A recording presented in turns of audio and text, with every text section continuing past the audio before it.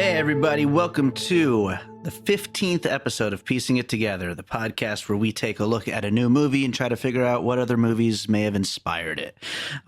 Today on the show is part one of a week of movies about crazy true life stories. Today, we're going to be talking about Tag, and then later this week, I'll be posting an episode about American Animals. But first up, before we get into the episode, just want to remind you all to please subscribe to the show, whatever podcast app you listen to podcasts on, whether that's Apple Podcasts, Pocket Casts, Spotify, TuneIn Radio, or really any podcast app. Subscribe to the show, rate and review the show.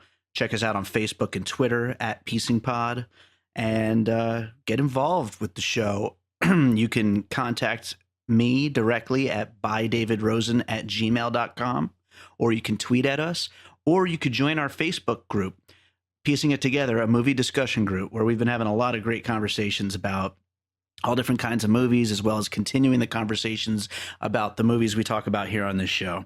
So it's a lot of fun, and we want to definitely invite you to be a part of it. We want to open that up to a lot of different people. Start maybe getting some of you on the show as well. So this week, today, we are talking about the movie Tag. Tag is a ridiculous new comedy from director Jeff Tomsic. It stars Ed Helms, Jake Johnson, Hannibal Burress, Jon Hamm, Jeremy Renner, Leslie Bibb, Isla Fisher, Rashida Jones. It's a huge comedy cast, and it is about a group of friends who get together every year to play a game of tag ever since they were kids. And one of them, played by Jeremy Renner, has never been tagged, and he's about to get married, and all kinds of comedy hijinks ensue. It's one of these ridiculous man-child comedy movies, and it's pretty fun. We'll get into it on the show. Joining me on this episode is my buddy Ryan Daugherty, who I always enjoy regressing to man-child with.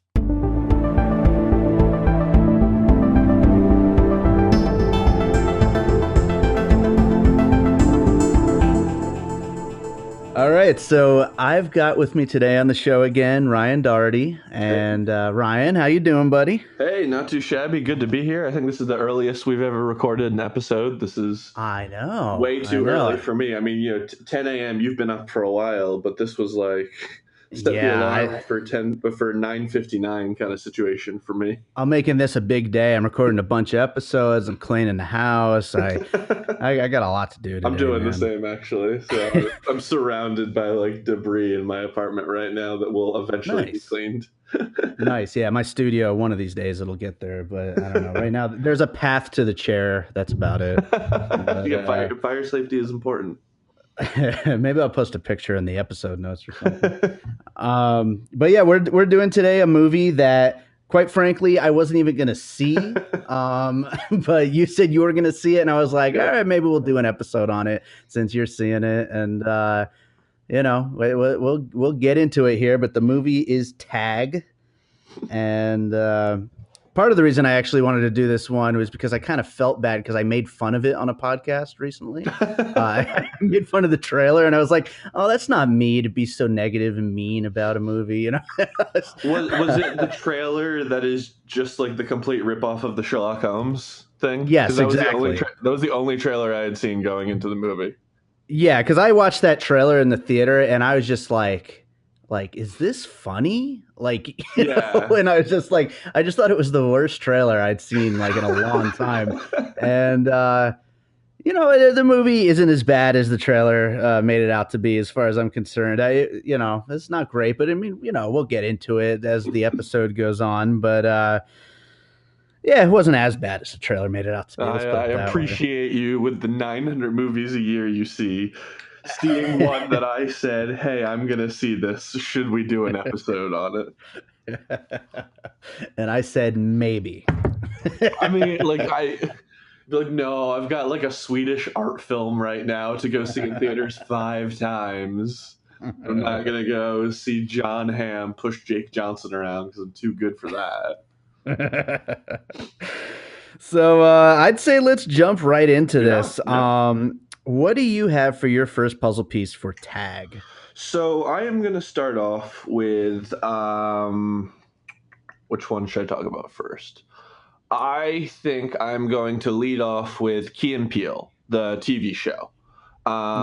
For a reason that's not as obvious as you would think, like with the humor. So one thing I really did actually like about Tag was, and we were discussing that this was kind of actually a really difficult movie to do because very few movies influenced more than a scene or two, I thought. And when they did, it was like very, very obvious. It was like, okay, we're doing a Matrix parody now.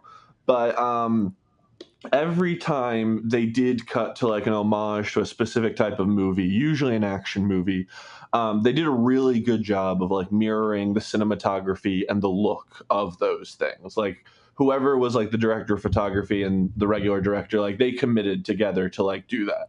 And if you watch Key and Peele, the sketch show, is one thing that they don't get a lot of credit for is when they are doing a parody of almost anything, they really lock in like the visual style of that thing they're parodying. Like if you look at clips of theirs out of context from the show, sometimes it does straight up look like a movie, or it doesn't just do the Saturday Night Live of like, haha, we've got characters from the Matrix, or the easy, oh, we did a bullet time joke. Like they get the color grading right, the cinematography right, the angles right. And that was something that Key and Peele always paid a lot of attention to.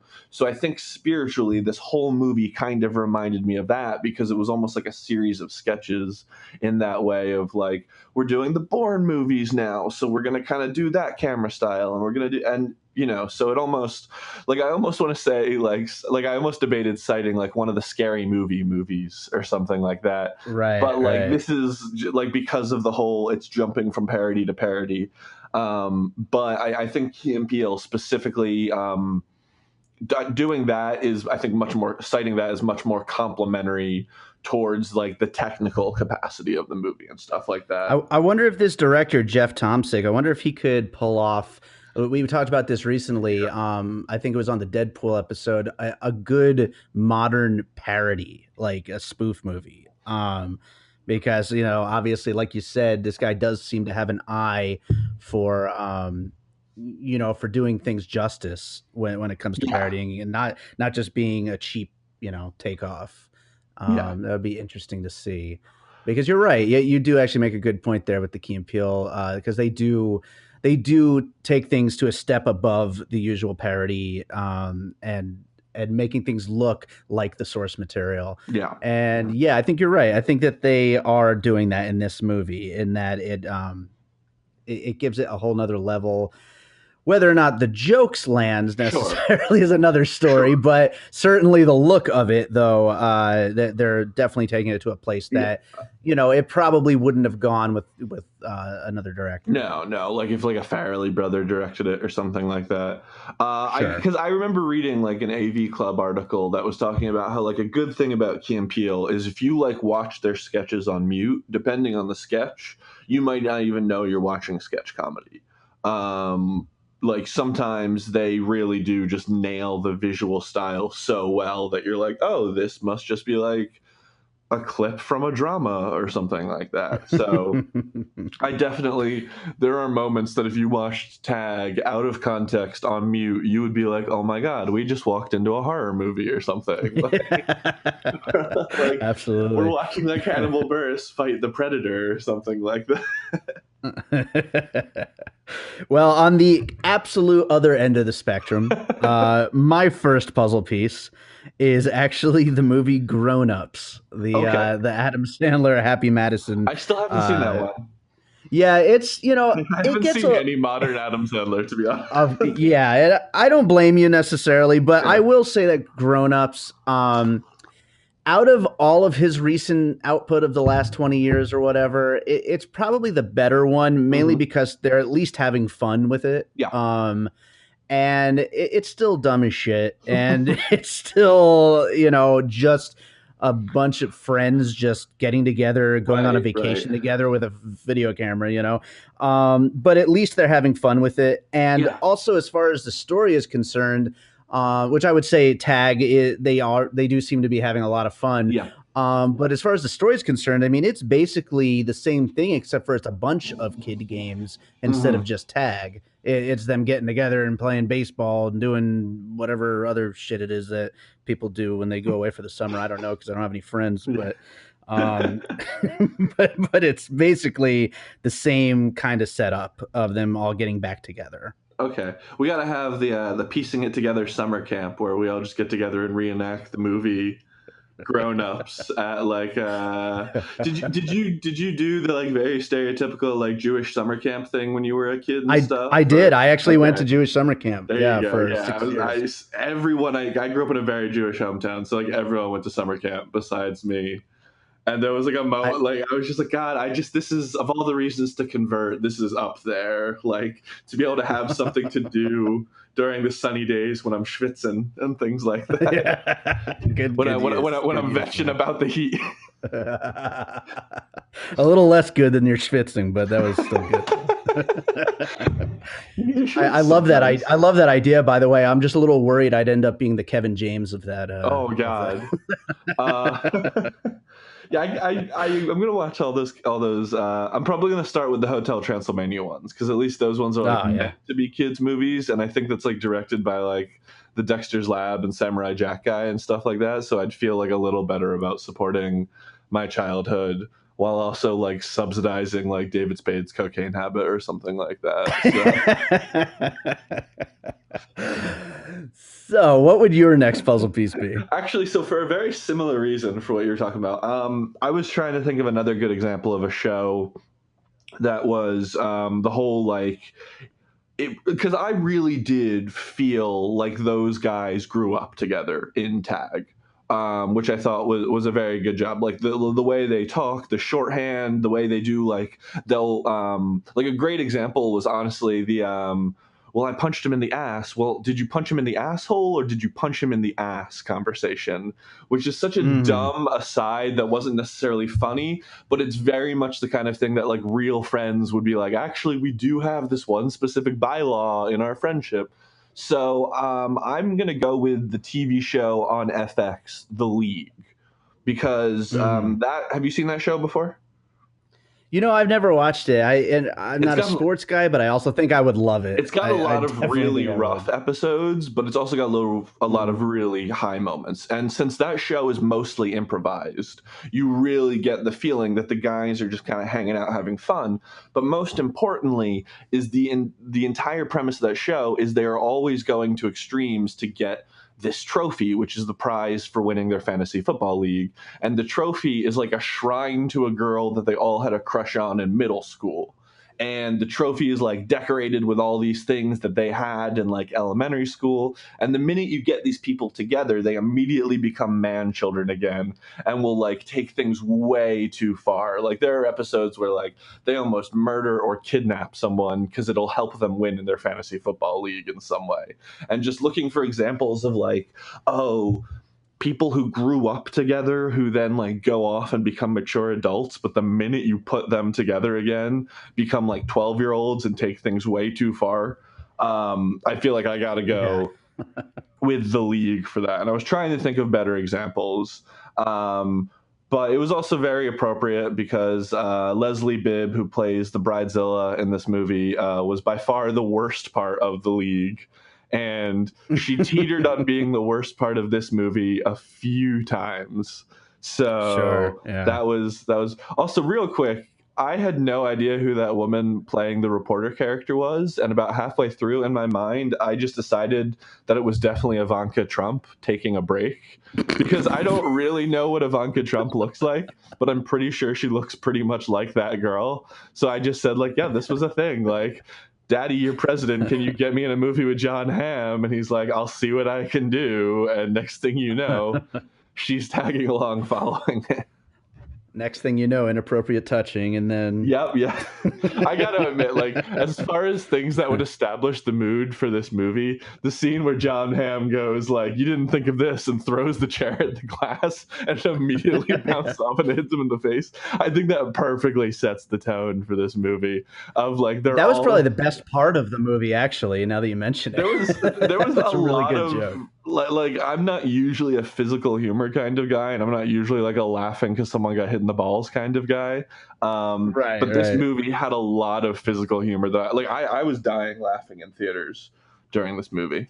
So nice. It's funny. You mentioned the Ivanka Trump character. I completely forgot that was a character in this movie until you just made that joke. Because she was there just to be you, basically. Yeah, she was the audience, absolutely. And she disappears for entire portions of the movie too. Yeah. So, she's just holding the camera. Which is, I think that's us falling asleep in the theater. So yeah, along those lines, my next puzzle piece, which I think is probably the most obvious one, is Judd Apatow movies. Yeah. Especially 40-Year-Old Virgin and Knocked Up. Yeah. But a ton of other ones that he only produced, like I Love You Man and lots of other ones. But I got basically the Horrible Bosses vibes from this movie. Oh, sure, absolutely. I double checked specifically if it was those writers like John Francis Daley and the other guy he always works with. I don't know what it was about the humor, but I definitely picked up those vibes even more so than like Judd Apatow. Sure, and I actually have that listed too. I have Horrible Bosses as another puzzle piece, so I guess we'll combine them, Judd Apatow but no, it's okay. Whoever the Horrible Bosses guys are, which I know they've been doing quite a few movies lately. But it's a similar kind of man-children type of a subgenre of modern comedy, and this is definitely kind of a depending on who you ask, high or low point of that subgenre, because I mean, playing tag, is seriously like, the ultimate in this kind of a thing. And, these men are all absolutely children and not okay with growing up whatsoever. So, it's definitely a high or low point. So what is your next puzzle piece? Okay, so I'm so happy to be able to talk about this on the show now, finally, because this is probably my favorite television show, which is the TV show Community. Okay. Now, are you familiar with, at the very least, the paintball episodes of Community? Those are normally the most famous episodes of the show. No, I've heard them referenced before, but I've never actually seen it. So Community is definitely a show that will, like, 3 times a season, go all in on their parody episodes. And the first paintball episode by Community is arguably my favorite half hour of television of all time, because it's literally the same kind of thing. So in Community, one thing they do real good is episodes where they take a childish game and everyone just cares about it to the point where, like, the entire college campus becomes a dystopia because just everyone is obsessed with that game. So, like, in the first Community episode, there's a paintball competition, and the dude wakes up later and the whole college campus just looks like 28 Days Later, Walking Dead. And then it turns into Terminator, and then it turns into, and it's like directed by Justin Lin, who went on to do the Fast and Furiouses and stuff like that. But but they do a couple episodes like that every season. And one of the ones that really stuck in my mind was in the most recent season, or the second most recent season, they did the Floor is Lava episode. And by the end of that episode, like, people have, like, built, like, empires out of chairs. There's buildings on, like, a saloon built on top of cafeteria tables, just all these things. And, like, people will set crazy elaborate traps. Like, Ken Jeong will jump out of the ceiling on, like, stilts, being like, I'm gonna knock you into the lava and stuff like that. And it just and they've done this with multiple different things. They've done this with Dungeons and Dragons. They've done this with paintball. They've done this with The Floor is Lava. They've done this with, like, a game about, like, sliding a quarter into someone's ass crack. Like, they take all these really childish things and then just take it to, like, not just 11, but they take it to, like, fucking 40. And the entire, like, and there's so much collateral damage, and there's always, like, innocent bystanders who are like, why isn't this place normal? And I was just getting vibes of that the entire time watching, especially during, like, the scene in the church with the Alcoholics Anonymous meeting, because like that and the wedding, because those were kind of the moments in the movie where there were bystanders, and like clearly you could see different people were on different levels of caring about this game, even within the group of like Hannibal Burress being like, yeah, whatever, we're playing a game, and then like innocent bystanders being terrified, and Jeremy Renner like just like wire fooing his way across like the roof of the building and stuff like that. That was an excellent Hannibal Burress impression, by the way. He was like they really leaned into the like no one was cast against form in this movie. Oh no, not at all. They might as well have had their actual names. Right, like Isla Fisher always plays the like crazy over the top drummer. She was fantastic. She's fantastic in everything, I think. Oh yeah. Absolutely. Jeremy Renner, I did not think his jokes any of his jokes landed. Like he was a little too douchey the entire time that it like killed his comedic timing for me for some reason. But yeah, like everyone, like, but Hannibal Burress like didn't even have a character. He was just there to make observations. And I think like when Comedy Central gave him a TV show, literally the premise of the show was just Hannibal Burress like having shower thoughts about life and kind of just half saying them in front of the audience. But so yeah, that's the side to like they didn't really take any risks there in that movie besides putting Rashida Jones like front and center on the posters and then having her in the movie for 45 seconds. Yeah, I may not realize it was Rashida Jones. She looked whiter than usual. Like she looked super white. Yeah, she looked real white in that episode, in that movie. So yeah, I thought it was what's her name from Party Down. I'm not sure. I haven't seen that one. Actress's name right now. But not Judy Lynch or whatever her name. No. So my next puzzle piece is actually a couple of characters, which is the Flash and Quicksilver. Okay. Every time Jeremy Renner, puts everything to slow motion time and talks to himself as he completely outdoes everybody. That reminded me of all those scenes from whatever X-Men movie that was, and then Justice League. Like in the First Class scene when he goes and does all the goofy stuff and he's like fucking with everyone. Yep, exactly. There's definitely like he's basically that. There's a couple like now that I think about it, that you mentioned that's like a very common trope in like kiddie-ish time travel movies where someone will like pause time and like set up a lot of like goofy things. Like they don't just escape the situation, they escape the situation and also make it so like the bad guy's pants get pulled down or something like that. That's I mean that's required, right? It's hilarious. I was gonna say that was in this movie too. So also if we're really quick talking about Jeremy Renner pulling the pants off, it was not clear to me the one time I saw the commercial and at first watching the movie that he was just punching him in the butt a lot. And I definitely thought he was literally just punching him in the balls like 19 times. And I was like... So I guess that's where we're going with this. Like, I don't know a lot about war crimes or the Geneva Convention, but I'm fairly certain coming up behind your friend and punching them in the back of the scrotum 19 times like merits the death penalty. Like you definitely get like hung for that. So at first I was like, that was like a real bad start for liking Jeremy Renner's character, because that was like his first scene on screen too. Is like, oh, okay, so you punch your friends in the balls 19 times just because they tried to tag you, Jesus. And then later they clarify, no, it was the butt. And I'm like, all right, that's thank you for going back and addressing my concern, movie.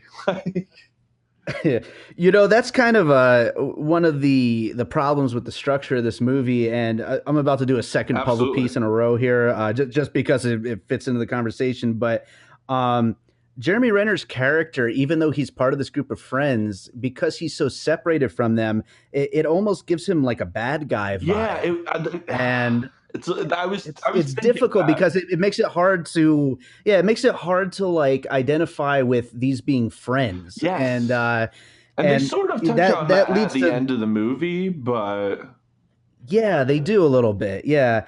That leads to like another puzzle piece I had here, which is basically movies where the bad guy is a genius and always two steps ahead of everyone.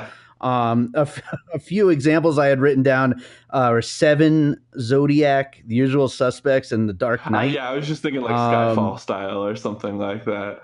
Yes, Skyfall. Yeah, Skyfall's another good one. But yeah, I mean, he's basically the villain, even though he's supposed to be a part of this group of friends. And it works to a degree because it gives them something to do, trying to catch this guy. If he was catchable, it would be, it wouldn't be the same movie.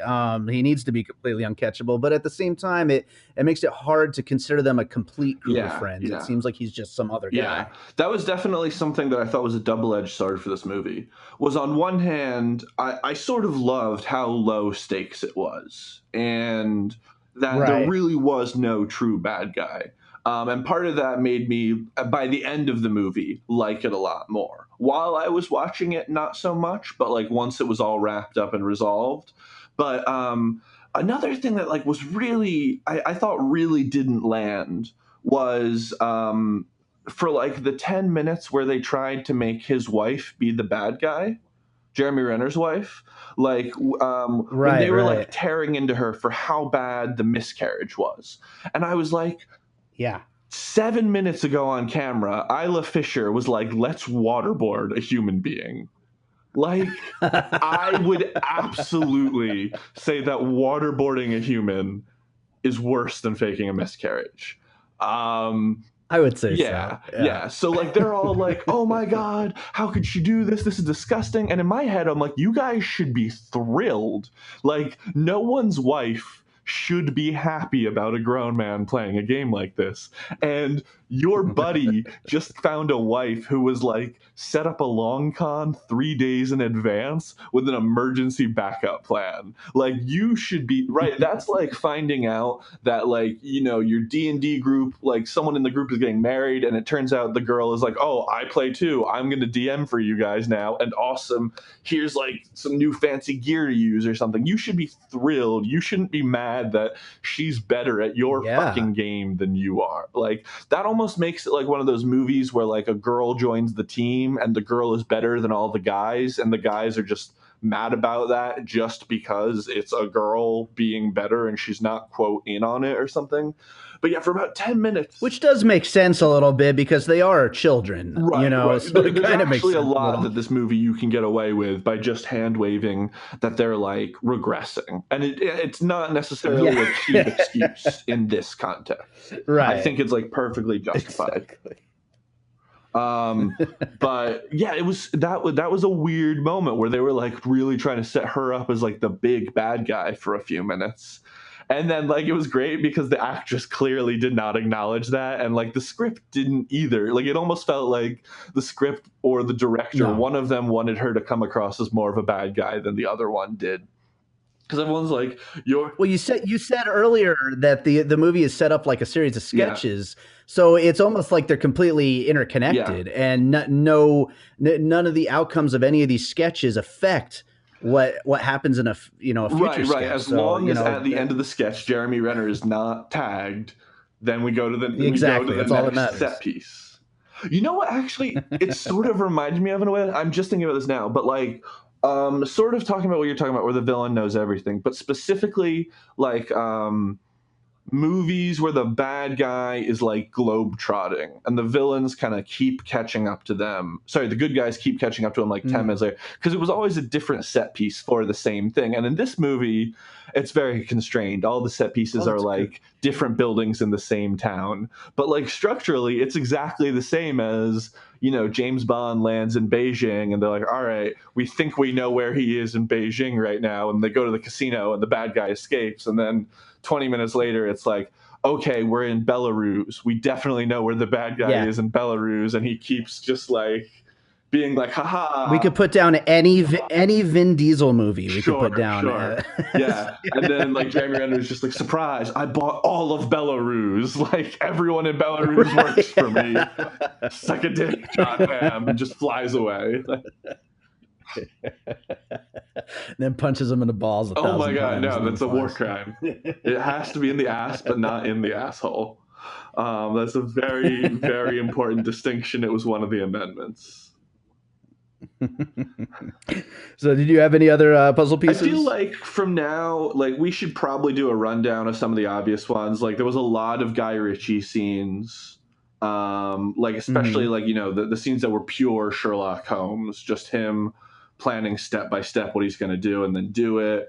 The Woods was pure Raimi, or Rami. I don't know how it's pronounced, but like, you know, just Raimi. Nothing but Evil Dead, like for a solid 10 minutes while they're in the woods, including the direct shot of the camera running up to Hannibal Burress's face, which was a nice, a nice way to confirm that you weren't just imagining the vibes. They had some Matrix, they had some Bourne. I'm trying to think if there were any other fight scenes that I was like, oh, it felt very Jackie Chan-ish at times. The whole when they caught him in the AA meeting, I thought felt very Jackie Chan-y, of like, especially the moment when he steps on the he steps on the tall pile of chairs and then like rides it down or whatever. Like that was pure taking advantage of the fact that Jeremy Renner like used to be like a stuntman or something. Like I think he did. Yeah, I think so. Another one to add to this list you're doing right now is the Kingsman movies. I still haven't seen those, but it was very Matthew Vaughn-y. Yeah.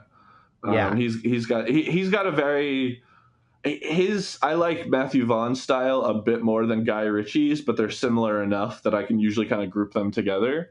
But that's definitely a good example. I'm trying to think if there's any other specific scenes. I mean, you know, Wedding Crashers is like technically an obvious one to cite as an overall movie example, like a movie with Isla Fisher about dudes ruining a wedding for a childish reason. Like that's pure Wedding Crashers right there.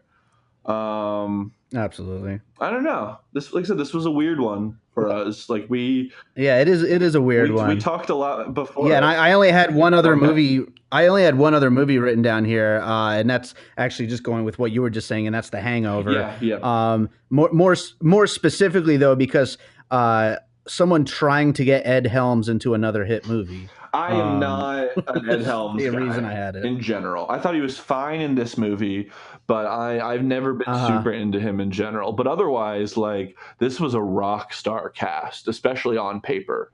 Like it was. Yeah. This was like the Ocean's 11 movie for comedy and stuff like that. Like this was definitely like bringing back the Brat Pack of like, let's get everyone who's pretty funny nowadays and toss them into this movie. But I'm definitely hoping also this movie's gonna like launch a couple more careers, because like Jake Johnson, you know, still keeps trying to get a little more famous, and Hannibal Burress. He's a big scene stiller. Everything he's in, he's always like the funniest thing. He's great. But it's a matter of when they're gonna find something for him. It's because he keeps playing Nick Miller from New Girl. Like Chili's character was a stoner, but he was still grumpy and whatever during the like he was just still Nick Miller from New Girl, just being grumpy and complaining and yelling. Like the whole part where he was saying like, now I don't ever want to say that you deserve a miscarriage, but I hope if you get a miscarriage that you remember that. Like that is pure 100% a character that Jake Johnson has been doing on screen for like 7 years now. Like that was like, again, super cast to type there. Like not a lot of reaching. And then Hannibal Burress, you know, like I don't think he should be a leading man in anything. He's like a great, he's like but you sprinkle him around in the background, like use him in a movie the way you use Kenan Thompson on Saturday Night Live, and it's perfect. Just cut to him occasionally being, man, what? And you're good. Like, and then Jon Hamm. There's that impression again. That's great. It was something really great my dad described to me 2 days ago, which I had never thought of it out loud, but once he said it, it made perfect sense to me. Because him and I were talking about how much we love Jon Hamm. Because, like, for example, I still almost exclusively know Jon Hamm as a comedic actor. I've never seen I've never seen Mad Men. Me too, actually. I've never seen any dramas he's done. But like I know, I've only seen a few episodes of Mad Men. But I know, I'm in the same boat. You know, he does Comedy Bang Bang, he does 30 Rock, he he shows up in British shows all the time as like bit roles as a comedian. That's always really fun. But so I know him as all this, but also like, you know, he's like a pretty good singer and he's a really good dramatic actor and he's just like, you know, a gorgeous human being. And my dad was like, I feel the way that like the way everyone else says they feel about George Clooney, that's how I feel about Jon Hamm. And I was like, oh my God, that's perfect. Because I've never really been on the Clooney train either. But like everything that everyone says about George Clooney is exactly what I say about Jon Hamm and stuff like that. And when my dad put it in those words, I was like, that's perfect. Like just now we just need to remake Ocean's 11, but with Jon Hamm as George Clooney. And then we'll just cycle down. We'll have George Clooney be Brad Pitt. Brad Pitt will be Matt Damon. Elliot Gould will be everyone else. Matt Damon will have a cameo. I would be okay with Elliot Gould playing every single character in Ocean's 11. Like I'll watch that man say anything on screen, especially watching him talk to himself. I don't know why I got on that tangent, but I think when we ask what I'm plugging at the end of this, I'm going to be talking about an Elliot Gould one-man show of some kind. I need to start improvising something now. Commercial for a one-man screening of Caligula starring Elliot Gould. I'll give you some time to start thinking about that while I run down the finished puzzle right now. All right, so the finished puzzle, we have Key and Peele, The League, Community, Grown Ups, Judd Apatow movies, obviously, Horrible Bosses, the characters of The Flash and Quicksilver, movies where the bad guy is a genius, like Seven or Zodiac or Usual Suspects or The Dark Knight or Skyfall. Movies where the villain is globetrotting around the world, like Bond movies or Vin Diesel movies. We got Guy Ritchie as a director, Sam Raimi as a director, Matthew Vaughn as a director, or specifically The Kingsman. Also The Matrix, the Bourne series, Jackie Chan movies. Also Wedding Crashers and The Hangover. And none of those feel like great inspirations, though. I still have to admit, so Dave and I never sync up beforehand about these, and part of that is usually because he takes notes and I make 3 mental notes while watching the movie and then don't think about it again until we get here. And then halfway through talking about it, I'll remember that I've never seen the movie. I've just Wikipedia'd it and I'm fake remembering that I've seen it before. But this one, him and I synced up multiple times because we discussed, do we just want to do the obvious things like the Raimi, Bourne, so on and so forth? Do we want to try not touch those at all? So then we sort of set it on, I was going to look for spiritual inspirations in television or something. So right. Yeah, in retrospect, hearing it though, this was a rough one to get inspirations for.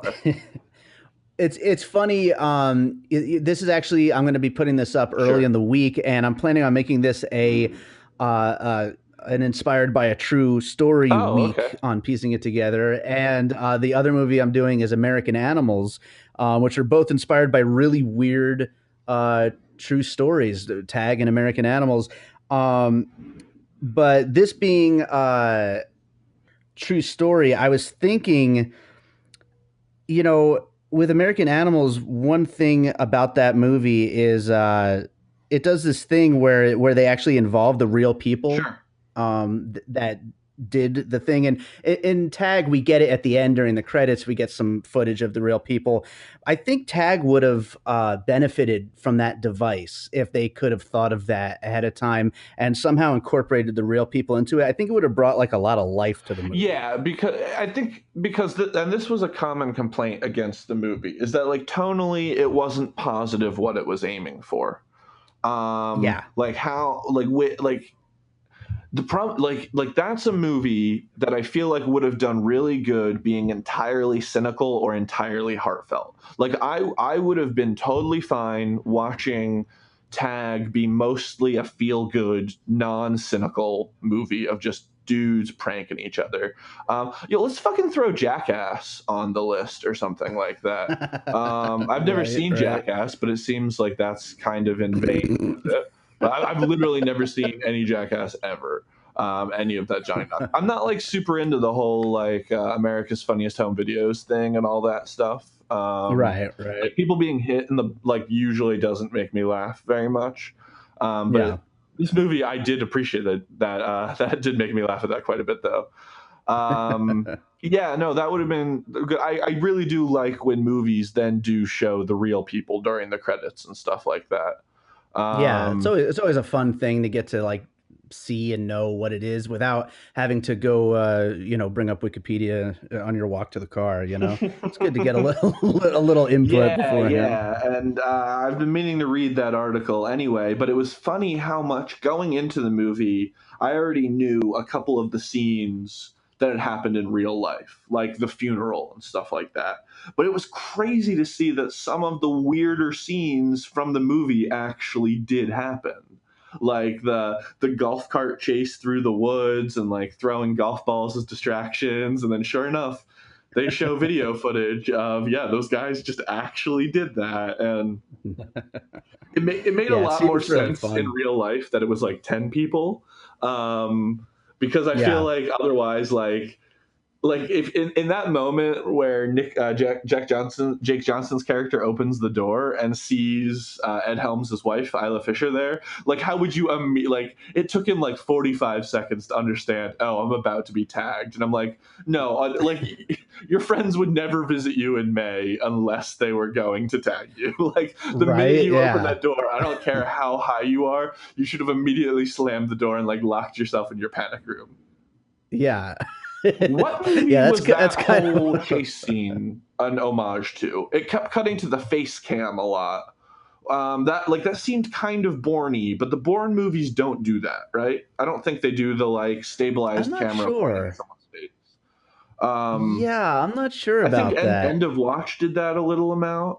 I was sure that felt like that whole movie was an homage. I'm sure I've seen it somewhere. That whole scene was an homage to a specific movie. Especially because the very cliche, like barging in through someone else's apartment and climb on the fire escape kind of thing. But the way it cut to the stabilized head cam a lot just for that scene definitely made me think that was an homage to a very specific movie of some sort. But, so this is a little something about me here. Sure. I don't know if it's maybe the 111-degree heat here in Vegas or the fact that it's pretty early right now.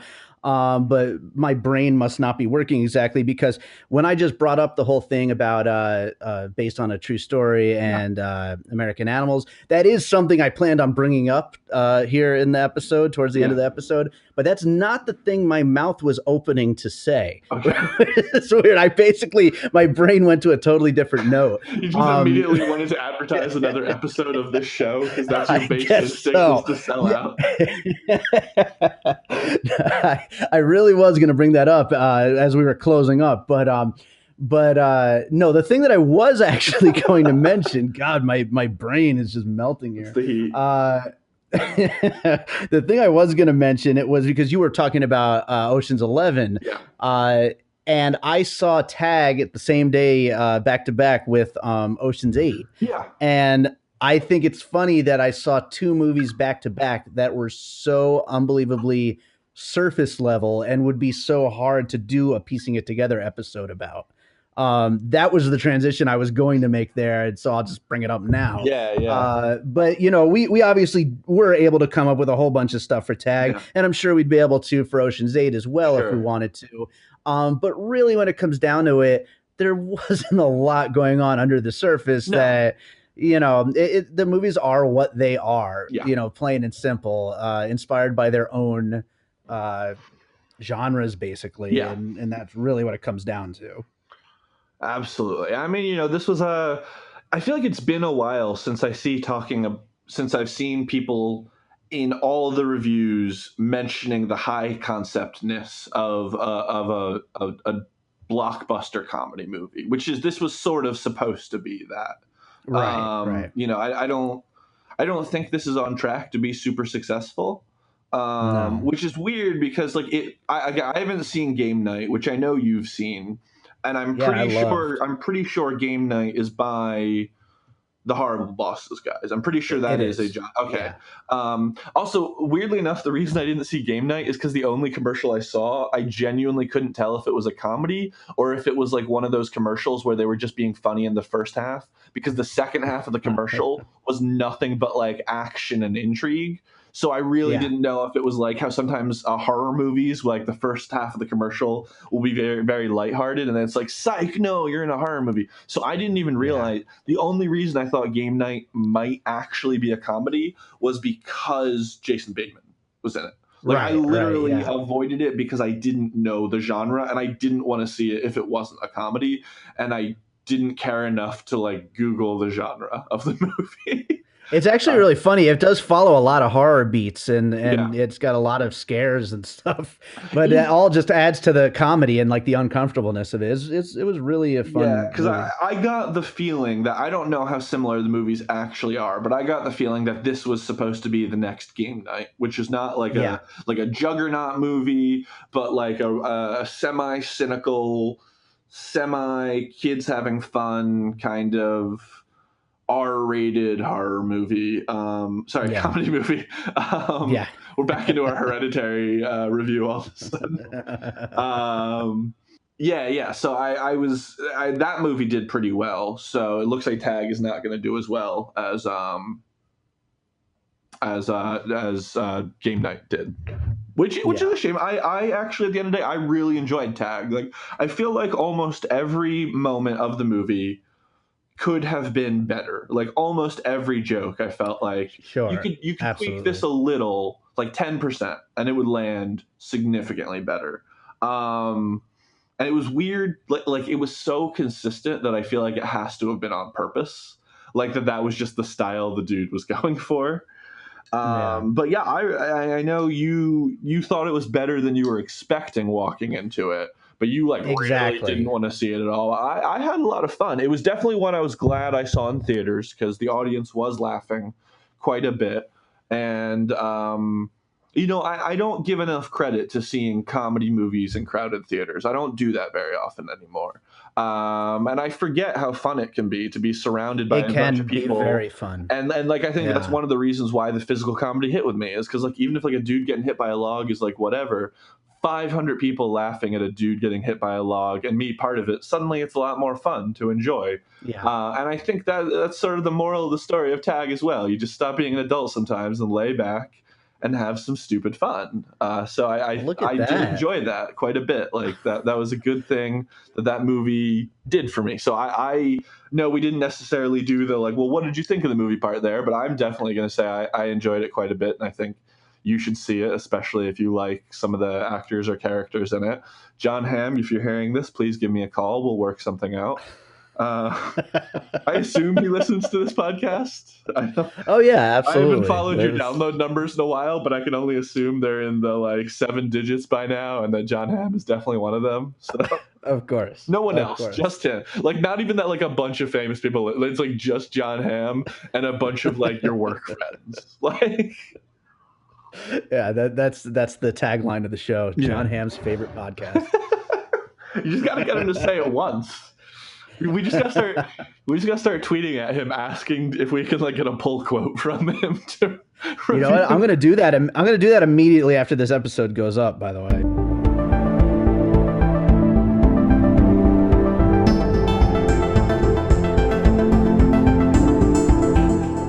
So that's our conversation about Tag. It's a truly ridiculous movie. It was a lot better than I thought it would be. Not great, but it was a lot better than I thought it would be. It just came out last Friday. It might still be in theaters. I mean, who knows at this point? Didn't exactly do great, but I think it'll probably find a little bit of life on home video because people love ridiculous movies, so why not? But yeah, that was a fun episode to do. Again, later this week, we are going to be doing an episode on American Animals, continuing this week of really crazy, over-the-top true life stories.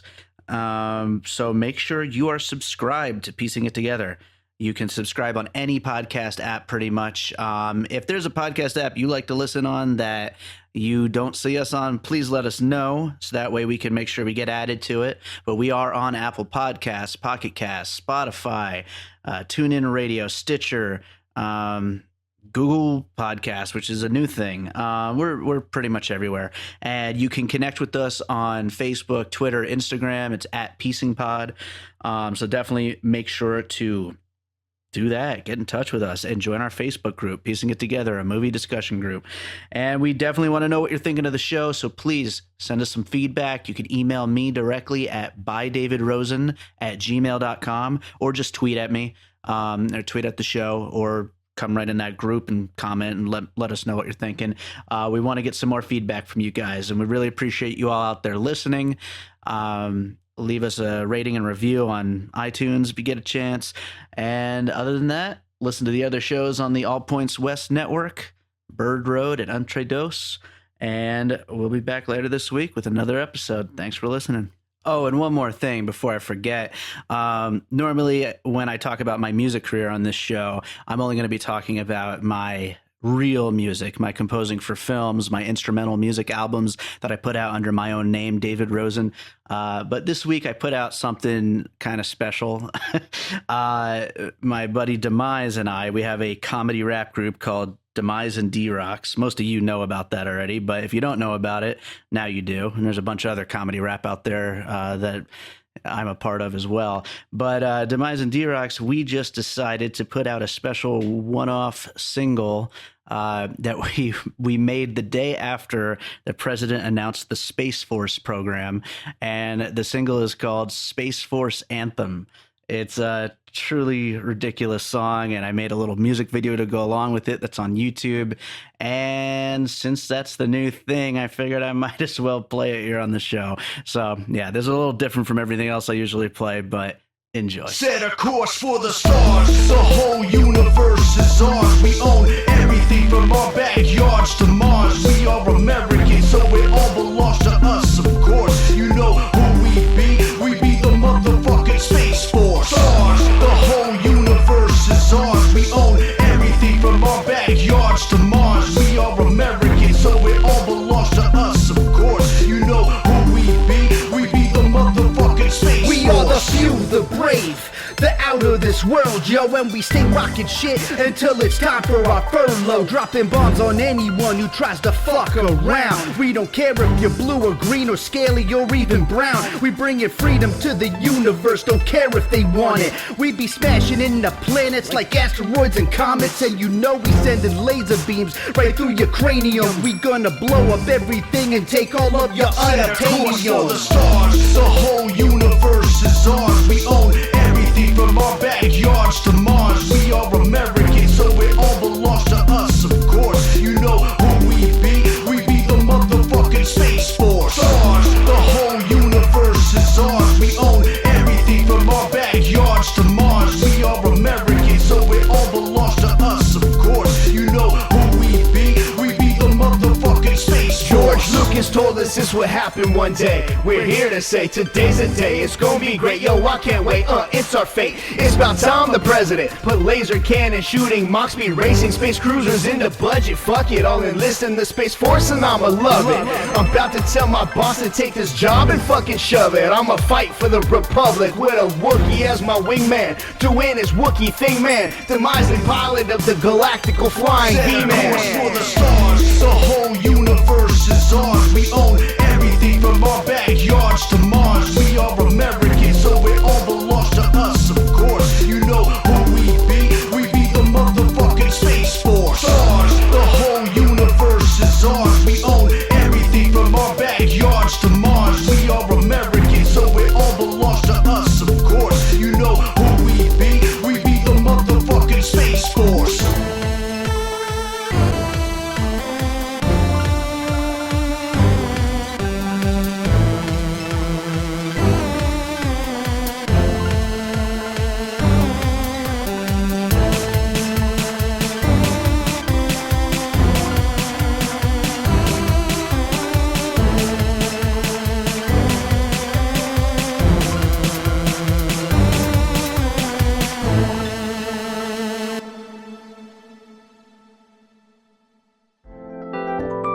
and all points west.